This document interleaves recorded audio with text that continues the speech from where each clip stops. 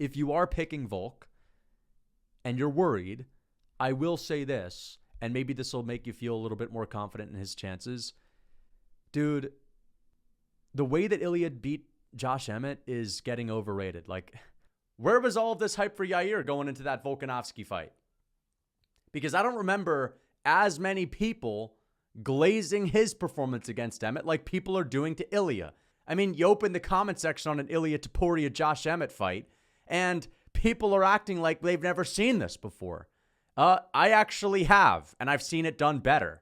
Although I believe that Alexander Volkanovski is going to lose to Ilia Topuria at UFC 298, I want to talk about how Volkanovski can win this fight. I know this guy's the featherweight GOAT for a reason. He's got one of the deepest tool bags and some of the highest fight IQ we've ever seen in the octagon, and he has a good chance to win this fight. Now, he's up against the odds. He's 35. There's never been a 35-year-old to win a title in the lighter weight classes. He's got knocked out 4 months ago, and he's facing a confident knockout artist in Ilia Topuria. But we're talking about Ilia. This guy calls himself the Matador, right? I mean, it's kind of easy to be the Matador when you got a guy that's in front of you like Josh Emmett, who's not able to make adjustments, who does one thing, and that's charge forward, dip your head down, and throw big, meaty hooks. And I think that this is probably one of the biggest steps up in competition we've seen for a title challenger, a new title challenger, that is, in recent memory. We're going from Pillow Hands Bryce Mitchell to Josh Emmett to Volkanovski, who's got all the experience in the world, who is a freak of nature in his own right, who's going to have a lot of physical advantages in this fight. So how does Volkanovski beat this guy who's talking a lot of shit? Ilia Topuria, he thinks he's going to make Volkanovski look simple. He thinks he's going to lay him out in the first round. I'd hate to see that. I want Volk to humble this kid, and I've come up with the way he can do it. The first thing we're going to need Volkanovski to do is we're going to need him to bring a whisk, and he's going to need to bring a bowl, because he'll have to make some scrambled eggs if he's expecting to get his hand raised next weekend. And what I mean by that is he's going to need to scramble the mind of Ilia Topuria. He's going to need to really overload the senses. And it all starts with a jab.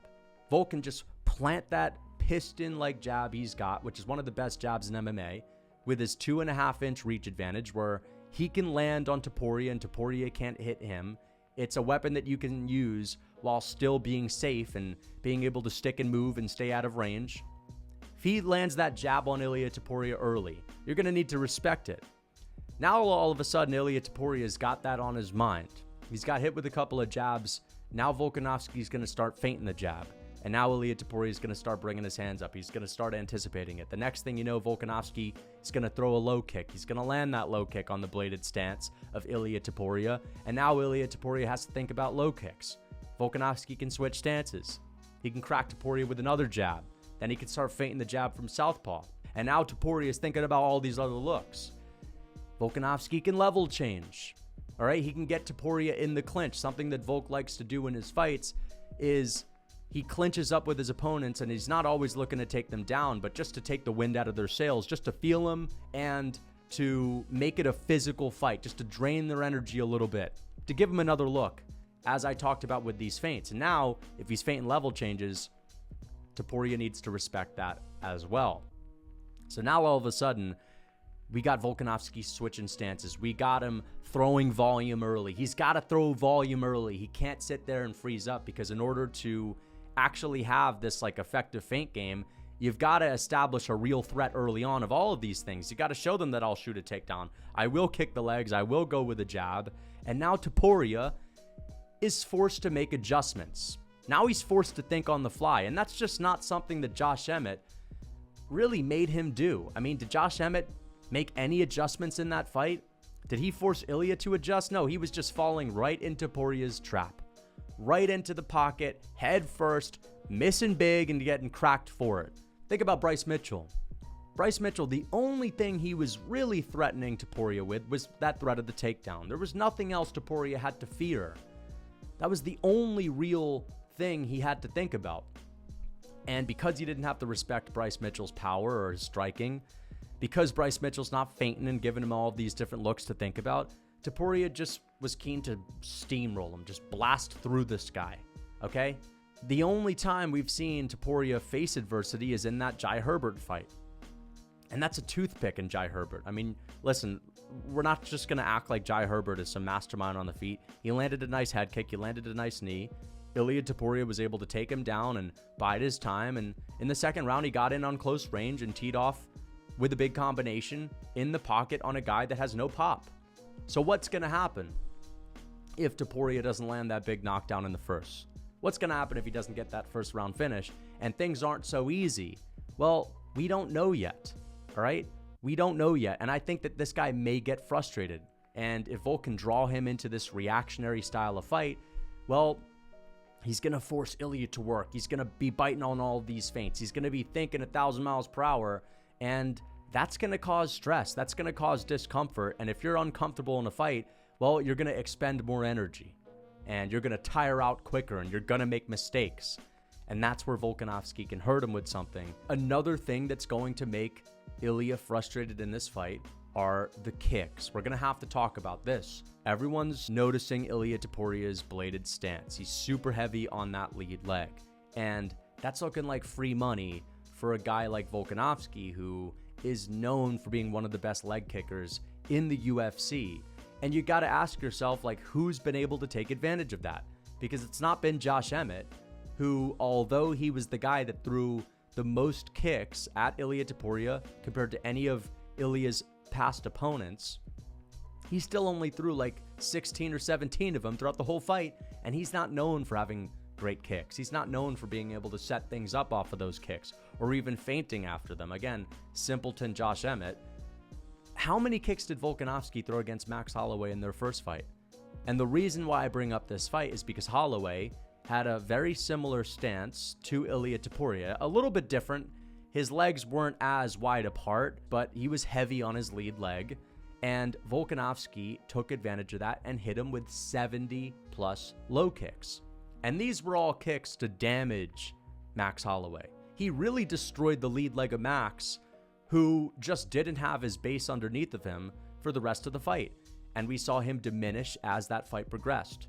This also just forced Max Holloway to switch his stances because he was just getting battered on that lead leg, and he wasn't as effective in southpaw, right? He's not comfortable there.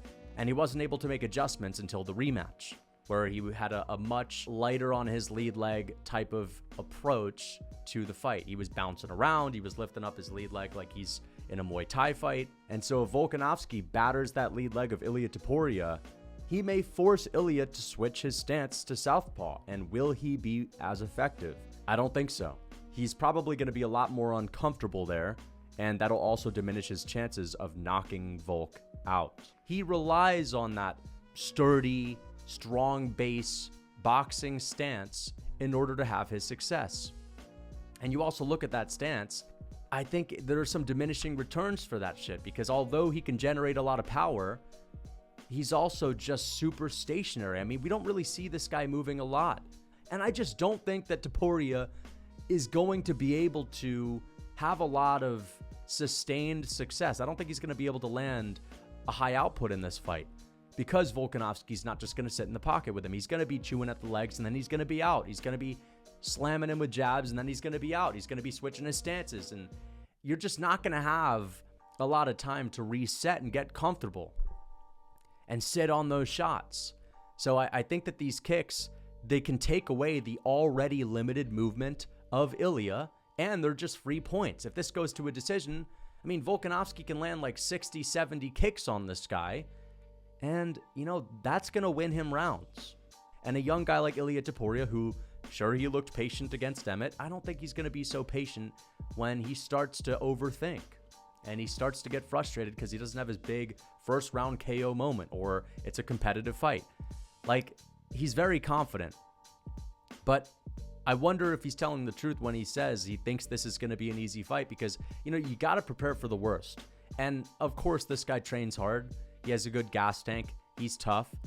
He's got a lot of skills. He's well-rounded. But what if he really doesn't expect a war or an incredibly frustrating chess match? And that's how this fight could play out. If he's not expecting it, then, well, things aren't looking so good for him. The last thing I want to talk about is the grappling.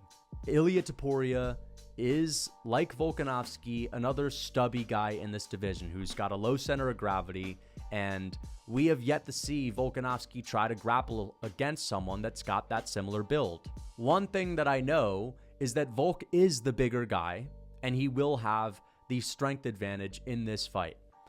Volkanovski's fought in the cage at featherweight at over 170 pounds. I believe it was either in the first Max Holloway fight or the rematch. He weighed over 170 in the cage, and I'll try to find the article where he talked about that. I'll have that on screen right now. This is a guy that used to play rugby at 200 plus pounds. He is one of the biggest featherweights on the roster, and that's why he's been able to muscle guys around. And when he's taken guys down, he's a bitch to deal with because he's so heavy when he gets on top of guys, right? Yair Rodriguez just kind of got squashed against Volkanovski, and Volk does a really good job at maintaining top position while not really engaging in all of the jiu-jitsu. Like, Yair Rodriguez is a guy that if anyone can do it, he's probably going to be the guy to be throwing up all these wiry, spindly submissions from bottom. Same thing with Brian Ortega, but Volkanovski does a really good job at posturing up and keeping a wide base. It's like this guy can kind of stand up while maintaining top position, while raining down ground and pound, right? Well, Ilia Topuria has a similar stature. He's also got this compact frame, and he is the more jiu-jitsu heavy guy. Of course, he has a wrestling background, but I don't see Ilia Topuria throwing up any triangles from bottom. I don't see Ilia Topuria going for an armbar or anything like that. Ilia Topuria, if he gets taken down, he's probably going to try to reverse the position or get back up to his feet, okay? And I think it's going to be hard for him to do that because Volkanovski has shown when he takes people down, they stay there, right? Yair Rodriguez did not get up when he got taken down by Volk. Brian Ortega did not get up when Volkanovski had him on his back and started teeing off on him. And we saw Ortega get the shit beat out of him. I mean, Volk almost finished him in that third round, which everyone thinks of as a Brian Ortega round because Ortega had the submission attempt, but Volk almost finished him at the end of it. And then in the fourth round, we saw something similar. Volk almost finished Ortega at the end of the fourth round. There were 2 rounds where Ortega was left squashed like a bug on the canvas after the ground and pound tirade that Volkanovski went on. You look at when he got on top of Islam Makhachev in that 5th round after he dropped him. I mean, he was on top of Makhachev for about 1 minute and 5 seconds and just rained down on him with ground and pound strikes and was able to keep him there. And that's pretty impressive because, sometimes guys aren't opting for ground and pound because that'll give their opponents an ability to get up. That'll give them an opening. Now, why am I so confident that Volk can take Topuria down? Well, his grappling has been improving a lot throughout his career. And a lot of people forget about this, or they just don't know it because maybe they're new to the sport. But Volkanovski came into the UFC as a guy that was going into his fights with a wrestling-heavy game plan. First and foremost, that is what he used to do in his early UFC fights. He would take guys down and he would finish them on the ground. So not only did he come into the UFC with that being his MO and his striking improved from there, he also wrestled when he was a little kid, and he has that experience too. He's got the rugby toughness, and I'm sure rugby has helped him get used to muscling around people that are bigger than him as well. And Topuria, for example, it's hard to take him down. He has great takedown defense. He has good wrestling. He has good jiu-jitsu. But he has been held down where Volkanovski's never been held down. I guess I'll take that back if we're taking into account the Makhachev fight. But the only guy that's been able to control him on the ground is Islam Makhachev, who needed to get his back, who needed to get the body triangle. Ilia Topuria is probably not getting the body triangle on Volk. He's not got this long frame. And compared to Volkanovski, Islam Makhachev does have this wiry frame. He's a much taller guy. He's got longer legs. And it's a lot easier to take a guy like Volkanovski's back. Ilia Topuria, he's another stubby tree stump. He's not doing that. Volk doesn't take anyone's back. Okay? Chad Mendes tried to take Volk's back in the day. Couldn't do it. Volk got right back up to his feet. And I trust in Volkanovski's ability to get up to his feet if he gets taken down a whole lot more than I trust in Ilia Topuria's ability to get up to his feet. I think that if you look at Ilia Topuria's takedown defense statistics, they are a little bit inflated. I think it may be like 90, 85%. The only guy that's been able to take him down, or there have been two, Yusuf Salau, which was in his UFC debut, and then there was Bryce Mitchell. Not really going to talk about Yusuf Salau because he couldn't really do much with it, but Yusuf Salau, who is that guy, right? I mean, we're not really going to take that seriously. And then we're talking about Bryce Mitchell, who's a phenomenal grappler. Also happens to be much smaller than Volkanovski and not as high level. He's a different grappler, but he's not as good on the ground as Volk. Despite him, he's a grappler, bro. I know people are going to be mad at what I just said because Bryce Mitchell's known as a grappler and Volk is the well-rounded guy, but it's true. Listen, Bryce Mitchell took down Ilia Topuria in their first round and had him down for like a minute and 10 seconds. Topuria could not get back up to his feet. This was a fresh Ilia Topuria who was preparing for Bryce Mitchell, couldn't get up. And I'm not saying that's like embarrassing. Bryce Mitchell didn't really do a whole lot of damage, but he still held him down. I'd imagine that Volkanovski, who's probably 15 pounds bigger than Bryce Mitchell in the cage, who has sick ground and pound, and all the grappling experience in the world with a guy like Craig Jones, who's into all this specifics training, I think that Volkanovski will be able to do a whole lot more than that, and he'll be able to keep the position. And if Ilia takes Volk down, good luck keeping him there. And if you're looking at Volkanovski's takedown defense stats, the reason they're not as good is because he's not worried about getting taken down because he knows he can get back up to his feet. And he's been able to prove that. So essentially, I think that Volkanovski should, early on in this fight, establish the threat of the takedown as well as the jab and the kicks because they're free money and those are things that you can throw out there where you're not taking as much risk. He should establish the takedown threat early and he should commit to it to try to take the wind out of Ilia's sails, who is trying to knock him out in the first round. Don't give him that ability.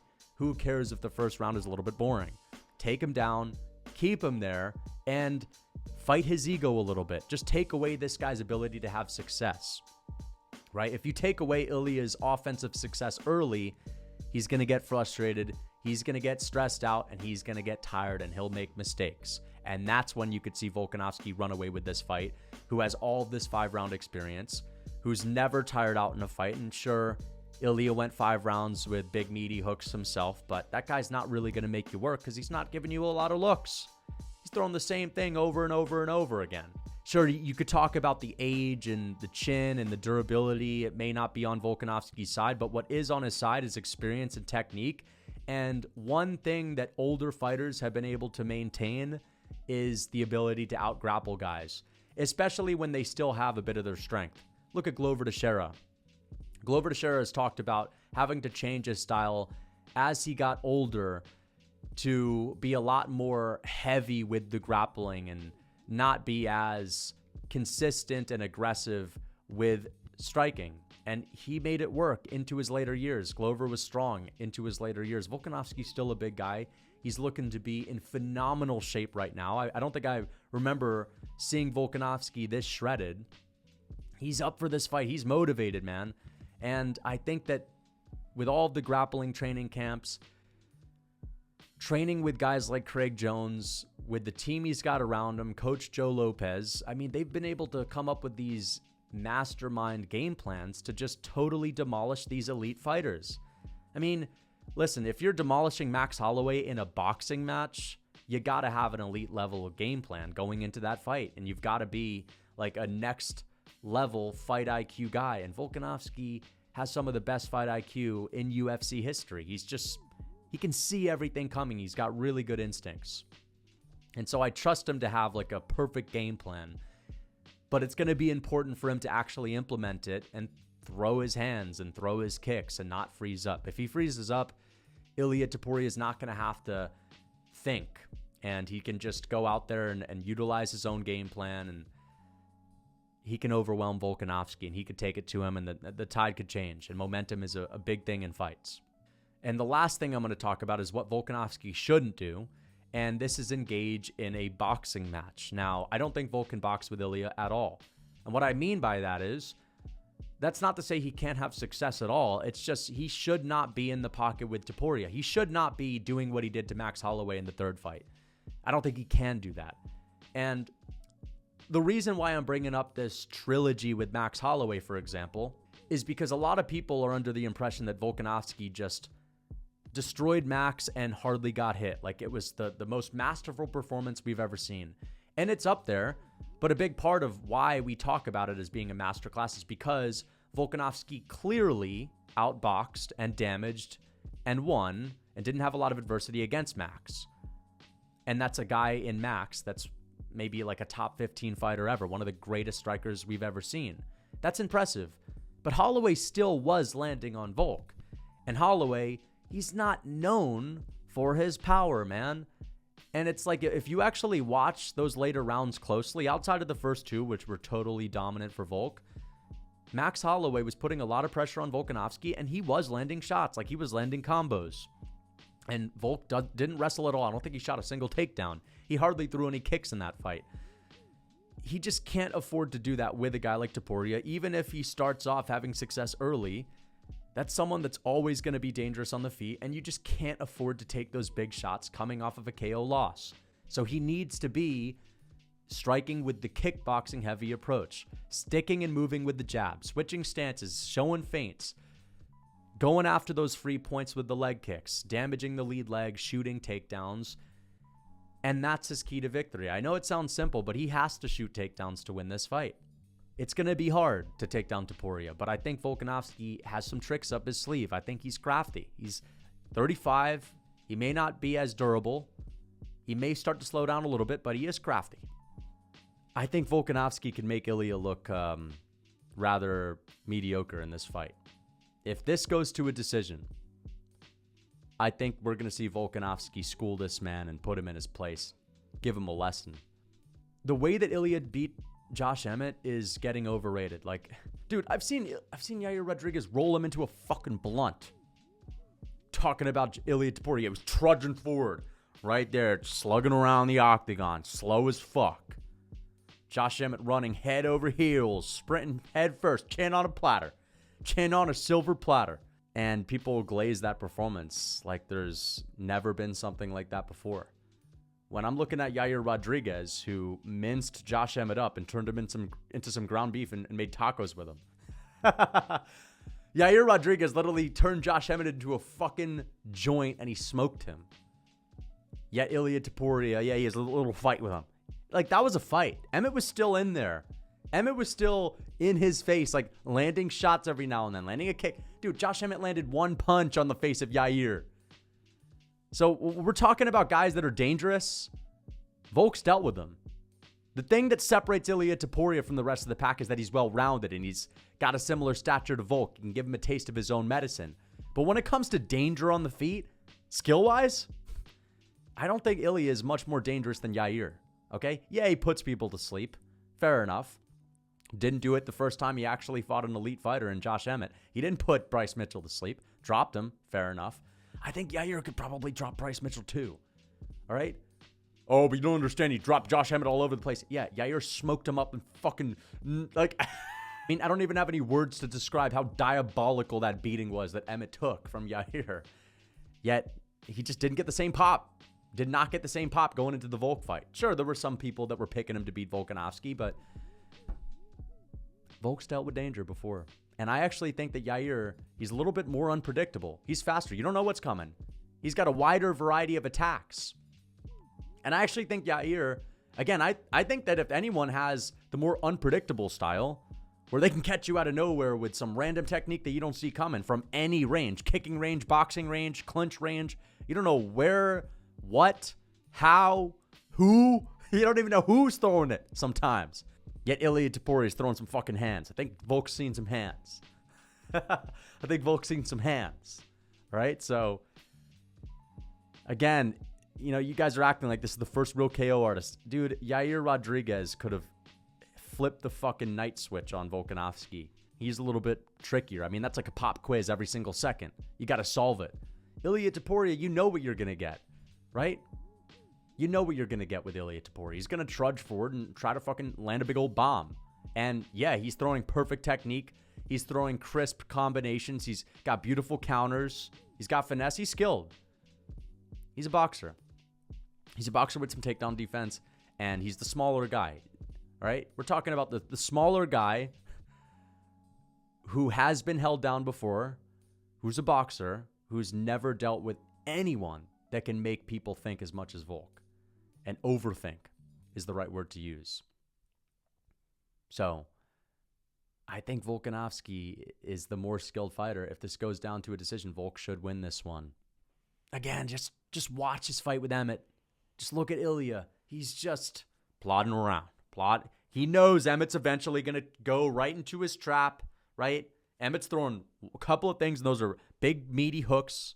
He's not throwing kicks. He's not feinting. He doesn't have a particularly good jab, and he's not shooting takedowns. He's just not giving him all these looks. Volk can scramble his brain. He could piss him off, and he can fuck him up. So that's it. Hope you guys enjoyed the video. Until next time.